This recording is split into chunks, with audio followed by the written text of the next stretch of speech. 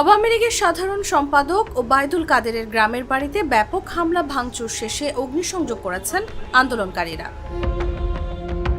এ সময় বাড়িতে থাকা তার ছোট ভাই বসুরহাট পৌরসভার মেয়র ও উপজেলা আওয়ামী লীগের সভাপতি আব্দুল কাদের মির্জার ঘর থেকে ৩ বস্তা টাকা পেয়ে তা ভাগ বাটোয়ারা করে নেন তারা।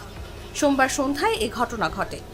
এর আগে কোম্পানিগঞ্জ উপজেলা আওয়ামী লীগের কার্যালয়ে মির্জা টাওয়ার সহ বিভিন্ন স্থাপনায় ভাঙচুর ও অগ্নিসংযোগের ঘটনা ঘটে। বসুরহাট পৌরসভার ১ নম্বর ওয়ার্ড বড় রাজাপুর গ্রামে ওবায়দুল কাদেরের ওই বাড়িতে থাকতেন তার ছোট ভাই বসুরহাট পৌরসভার মেয়র ও উপজেলা আওয়ামী লীগের সভাপতি আব্দুল কাদের মির্জা।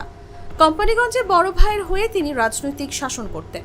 সোমবার দুপুর পর্যন্ত বসুরহাট বাজার নিজের কর্মীদের দিয়ে দখলে রাখলেও একটার পর গা ঢাকা দেন আব্দুল কাদের মির্জা। এরপরে সাধারণ লোকজন তার বাড়িঘর ও স্থাপনায় হামলা চালায়। এ সময় আব্দুল কাদের মির্জার শয়নকক্ষ থেকে ৩ বস্তায় ১.৫ কোটি টাকা পেয়ে তা হামলাকারীরা ভাগবটোয়ারা করে নেয় এবং বাড়ির সব জিনিস লুট করে আগুন ধরিয়ে দেয়। প্রত্যক্ষদর্শীরা জানান, নানা ধরনের লোকজন লাঠি হাতে বিজয় উল্লাসে মেতে ওঠে। বিভিন্ন স্থানে শেখ মুজিবের ভাস্কর্য ভাঙচুর করা হয়। এ সময় বেশ কয়েকটি ককটেলও বিস্ফোরিত হয়। এতেও ইট পাটকেলের আঘাতে কয়েকজন আহত হন। তাদের কোম্পানিগঞ্জ উপজেলা স্বাস্থ্য কমপ্লেক্স সহ বেসরকারি ক্লিনিকে ভর্তি করা হয়েছে।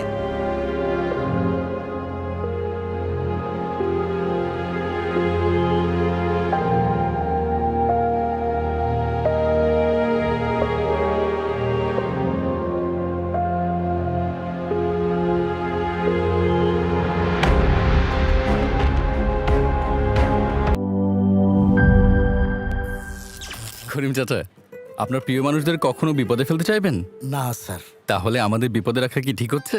এজন্যই বিজলি কেবলস সবচেয়ে ভালো ও নিরাপদ।